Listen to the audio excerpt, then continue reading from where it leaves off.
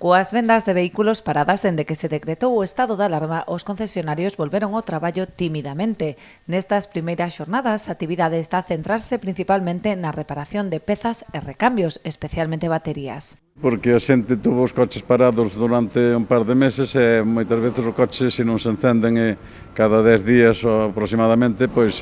quedan sin batería, porque os coches veñen con un montón de luz, un montón de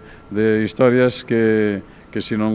o encendes cada 10 ou 15 días perden a batería. O que foi baterías, pois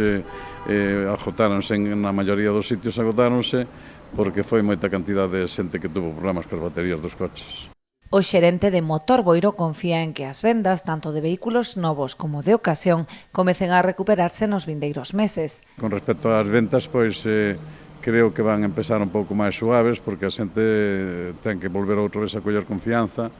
e unha vez que isto empeza a funcionar, e que as sitios estén funcionando, e que as cousas estén, a xente, os bares estén abertos e tal, pois a xente eu penso que vai empezar outra vez a coller confianza e vai a reactivarse de máis ou menos como volver outra vez á normalidade, non? Vai costar un pouco de traballo porque a xente está moi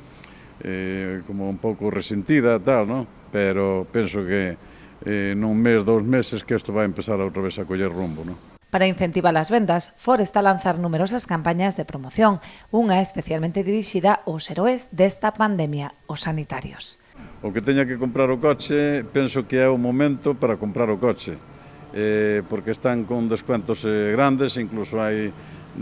temos un descuento para xente de hospitales e para un descuento que chaman héroes, e penso que é o momento de compralo, tanto novos como seminovos, porque hai ofertas bonísimas. A espera de ver como evolucionan as vendas, José Manuel Abelleira é optimista, máis ben pronto que tarde, confía en sair desta crise a base de traballo. A pasar agosto isto ten que volver á normalidade, non lle queda máis remedio, máis o que temos é que traballar, que é o que sabemos facer, o sea que tampouco non hai máis volta que dar, temos que traballar e salir adiante, que non podemos